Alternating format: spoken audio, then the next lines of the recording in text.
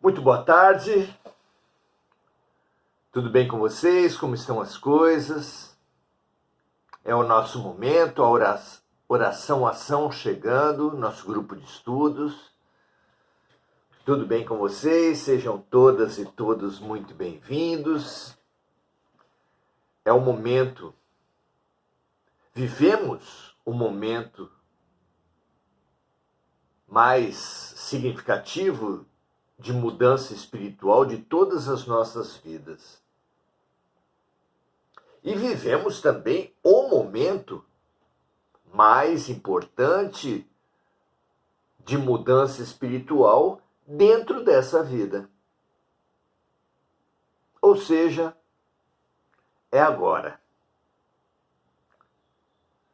E nesse momento, mostra-se muito oportuno que nós estudemos o ponto de mutação, o ponto de inflexão de uma vida. Há um momento típico da mudança, da transformação, da espiritualização como uma inauguração, um momento definitivo? Como compreender essa crença que está em toda parte? Uns falam num êxtase, outros falam de uma abdução, outros ainda que encontraram Jesus.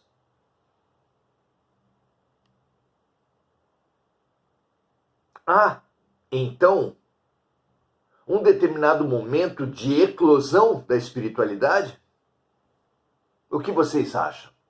Como pensar a respeito disso?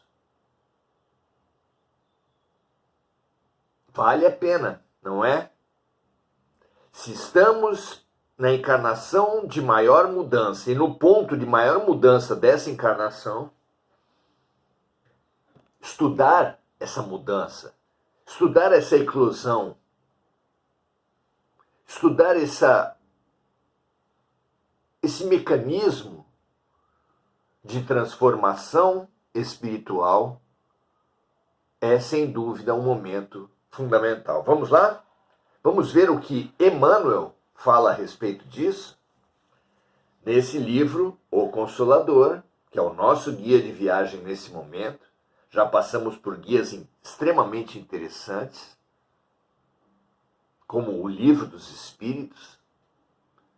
Já lemos aqui as orações contidas no capítulo final do Evangelho segundo o Espiritismo.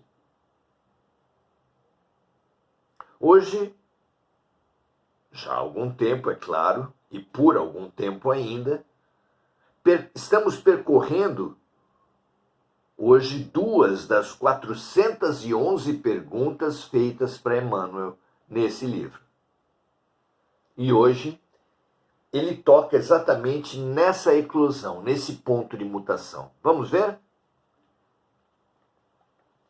Pergunta 222.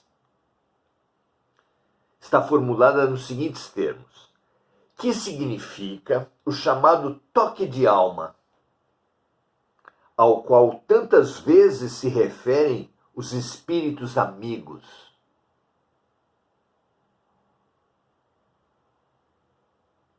O que seria? Aqui eles querem chamar assim. Responde Emmanuel: quando a sinceridade e a boa vontade se irmanam dentro de um coração. Veja, não são superpoderes, não são metas inalcançáveis. Sinceridade, que é a verdade íntima,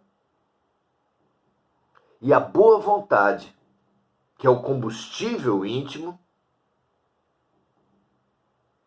são as condições apontadas por Emmanuel.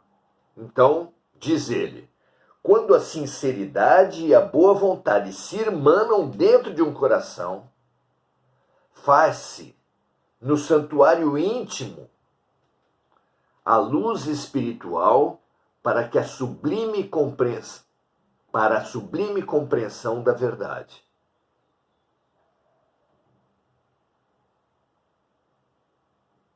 Há uma caminhada, há uma maturação interior. Faz-se no santuário íntimo a luz espiritual para a sublime compreensão da verdade.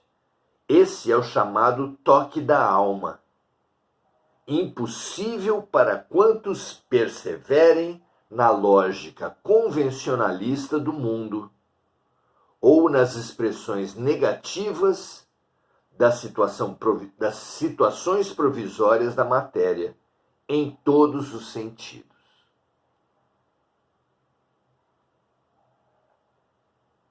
Emmanuel aponta pré-condições, citando sinceridade e boa vontade,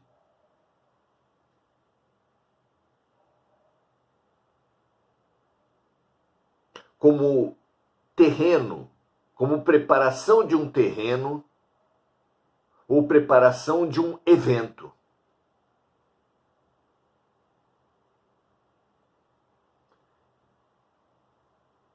Quando a sinceridade e a boa vontade se irmanam num coração, faz-se no santuário íntimo a luz espiritual para a sublime compreensão da verdade.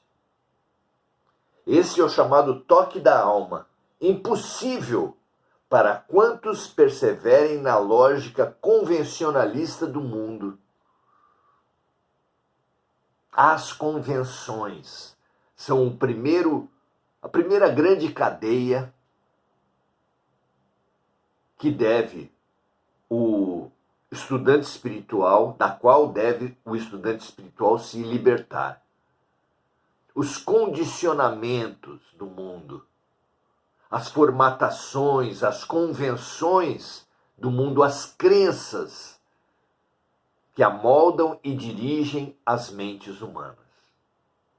É preciso se libertar desses condicionamentos de alma aos quais o mundo nos submete. Mas nos submete porque nós permitimos. Porque nós nos fascinamos tanto com a felicidade da beleza do corpo,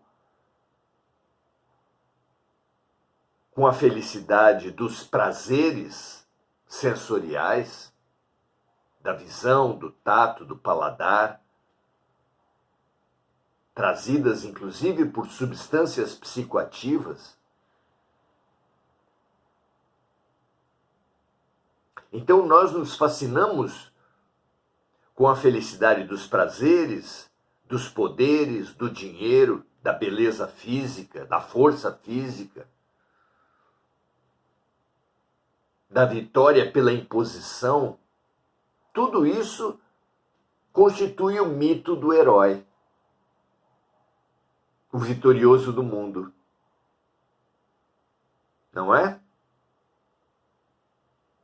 E nós buscamos não apenas essas vitórias como fim da vida, como finalidade da existência, como felicidade mesmo, mas buscamos também os meios que nos são apresentados. Sendo considerados válidos praticamente todos os meios de se conseguir a beleza física, por exemplo. Mesmo que violentem nossos corpos e nossos corações. Sendo válidos todos os meios de se obter dinheiro, mesmo que colidam com a lei e com a ética. Sendo válidos, ainda, todos os meios de se alçar o poder a fama, mesmo que aqueles meios baseados na diminuição, na humilhação, na derrota do outro. Se os fins já são tão precários e discutíveis, os meios que a sociedade nos autoriza a usar para alcançar aqueles fins são ainda piores. E nós nos entregamos a essa pseudo-felicidade, assim como os outros, vivendo numa guerra permanente por beleza, poder, dinheiro, fama. Não é por isso que guerreia a humanidade? Não precisamos nos desprogramar dessa convenção, desse conjunto de crenças que constrói a felicidade humana, a pseudo-felicidade humana? Então, o toque de alma, a mutação, a espiritualização é impossível, segundo Emmanuel, para quantos perseverem na lógica convencionalista do mundo ou nas expressões negativas das situações provisórias da matéria em todos os sentidos.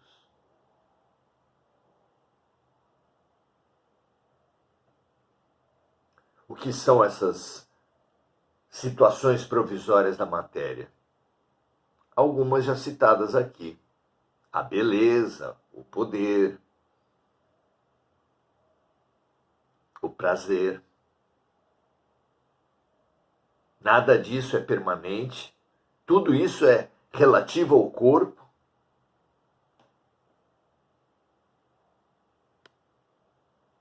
E tudo isso é precário, como precário é o corpo. Pergunta 223. Há um tempo determinado na vida de um ser humano encarnado para que se possa ele entregar com mais probabilidades de êxito ao trabalho de iluminação? Há um tempo próprio para a iluminação? Responde Emmanuel dizendo assim: a existência na Terra é um aprendizado excelente e constante.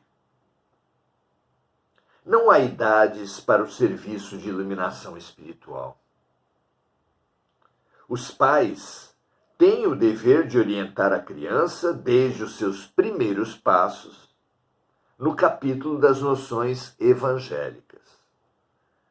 E a velhice não tem o direito de alegar o cansaço orgânico em face desses estudos de sua necessidade própria.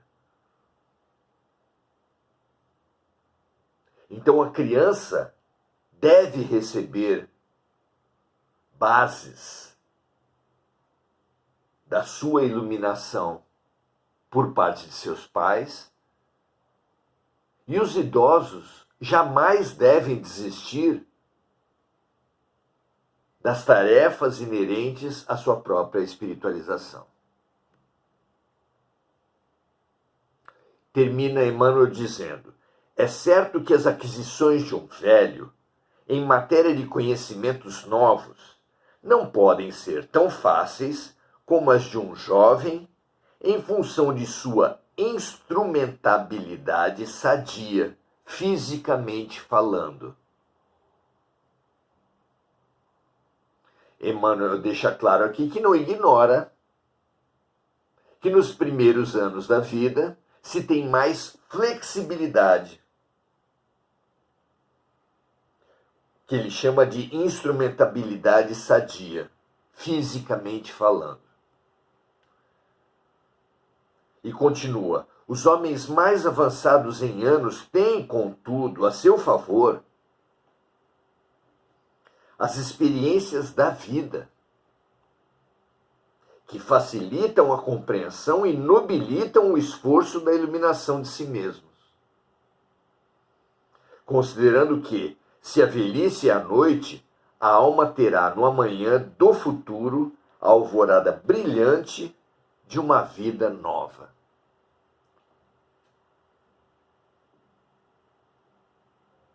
Ou seja, como Emmanuel deixou aqui claro, a existência é um aprendizado excelente e constante.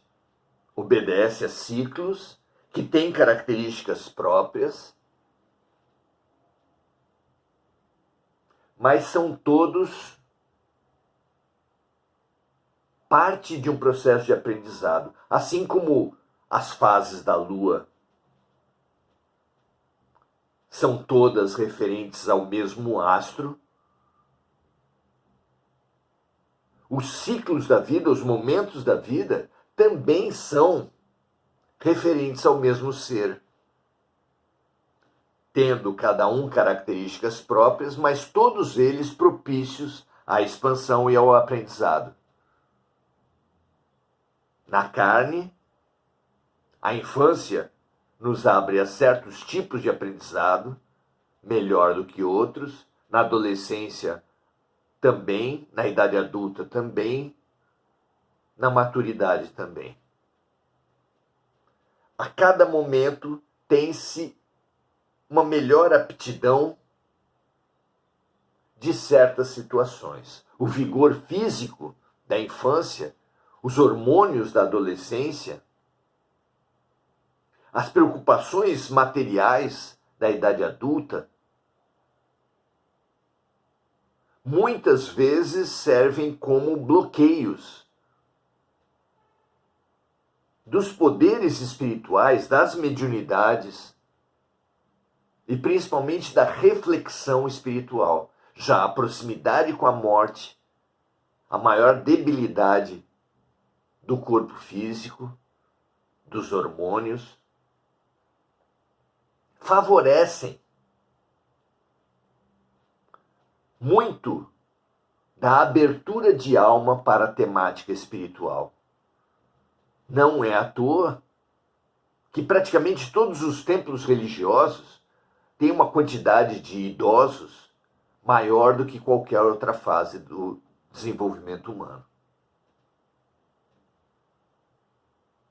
Então não há por que se idolatrar uma fase ou outra.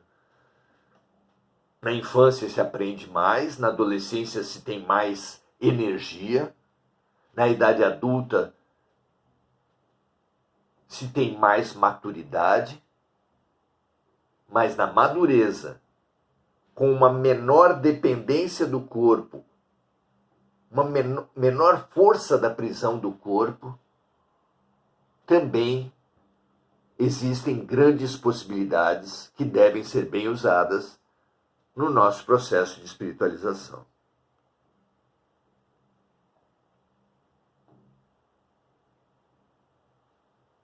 Os homens mais avançados em anos têm, contudo, a seu favor as experiências da vida, que facilitam a compreensão e nobilitam o esforço da iluminação de si mesmos. Considerando que, se a velhice é a noite, a alma terá no amanhã do futuro a alvorada brilhante de uma nova vida. Ou seja, se há, e há mesmo, esses ciclos diferentes da vida encarnada, a própria vida encarnada é parte de um ciclo maior. Já que o aprendizado, a expansão, a evolução continua após a morte. Já ocorreu antes da vida.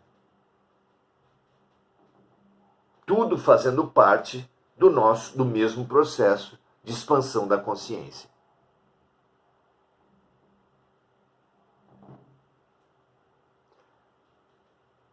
Comparando-se, por exemplo, com a vida escolar, há momentos em que os aprendizados propiciados na educação infantil resultam em euforias, grandes despertares de consciência ocorrem também na infância, também na pré-adolescência, também na adolescência. E se a pessoa não boicota o próprio processo de aprendizado com essas ideias absurdas de que eu já estou velho, de que nada mais tenho a aprender, que eu já sei tudo que me convém, se a pessoa não boicota o seu aprendizado, ela vai tendo sempre euforias de aprendizado ao longo da vida. Sendo lindo saber de histórias de vida, de artistas que permanecem se abrindo para personagens importantes na dramaturgia, de profissionais que até os 104 anos, se não me engano, como Oscar Niemeyer, permaneceu indo ao seu local de trabalho e criando.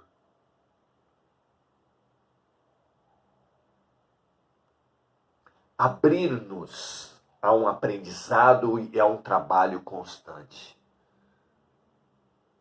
Isso é de uma beleza ímpar. Chico Xavier, aos 90 anos, escrevia ainda livros. Apresentava serviço através da mediunidade, atendia filas de pessoas, com menos vigor do que na idade madura, do que na idade adulta, mas ainda se fazendo útil, ainda se nutrindo da alegria de ser útil. Cultivar essa alegria de poder ser útil, mesmo sem as enormes possibilidades dos que se destacam, mas ser útil a uma planta, produzir mudas de árvores, acolher animais desamparados, prestar serviços voluntários, ajudar o meio ambiente, fazer arte, aprender mesmo na educação formal ou informal, realizar cursos. Precisamos e podemos nos manter ativos, vivos, ainda quando o corpo der sinais de envelhecimento. Nada realmente pode impedir uma alma banhada pela sinceridade e pela boa vontade. Em tempos em que tudo fazemos, cremes, cirurgias, procedimentos os mais variados para nos manter jovens, é preciosa a informação, sinceridade e boa vontade. São substâncias maravilhosas para nos manter jovens. Pense nisso. Reavive sempre, cultive sempre a abertura de alma para o aprendizado, para a alegria, para a leveza, para a simplicidade, para o crescimento constante. E não importa a idade da sua roupa, não importa a idade do seu corpo, a sua alma permanecerá sempre viva e jovem. Muito bom que a humanidade possa ser banhada dessa nossa certeza produzida aqui hoje. Que essa humanidade que se apega naquilo que a traça rói, que a ferrugem corrói, que os ladrões levam, que essa humanidade que se escraviza ao corpo e à matéria tenha energia, tenha um estímulo vindo daqui e transbordando para o mundo todo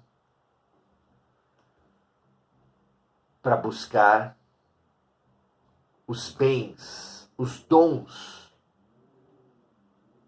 que não perecem, os dons e os bens que permanecem.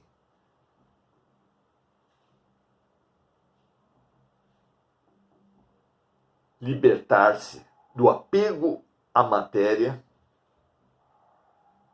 através do foco no espírito. Que esse estímulo chegue a todas as almas e assim se capacitem a sair dos conflitos e das guerras, exatamente porque as disputas da matéria e do corpo são exclusivas e excludentes para as relações. Já as conquistas da alma, da compaixão, da empatia, da fraternidade, da solidariedade, do amor, essas são sempre agregadoras. Na amizade, no coleguismo, na vizinhança, na proximidade, no amor. Graças a Deus. Assim seja. Muito bom.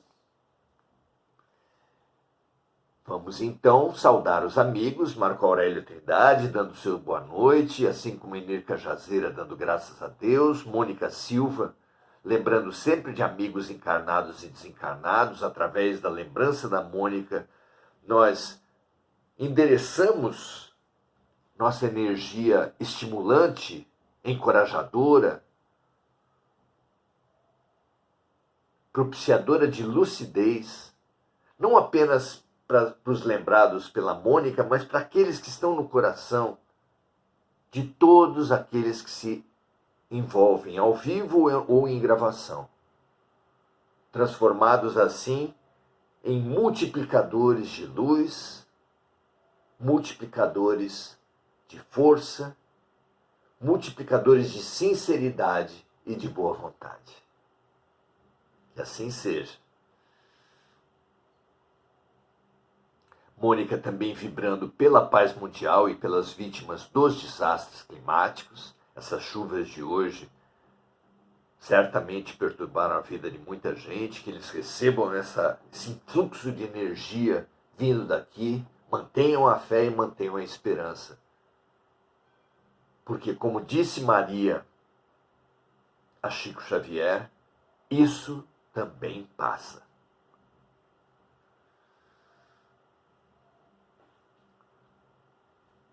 Mônica Silva e Enir Cajazeira dando também seu boa noite a todos.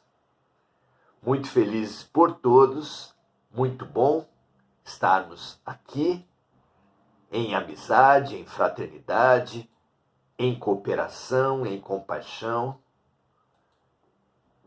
Que esses nossos ensaios de amor sejam cada vez mais beneficiadores de círculos cada vez maiores e em cada vez maior profundidade.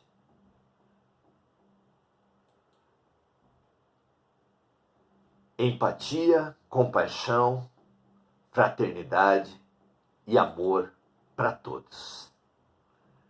Muito obrigado pela presença de todos. Amanhã continuaremos nossos estudos. Venha conosco. 18 horas estaremos aqui. Um grande abraço e até a próxima.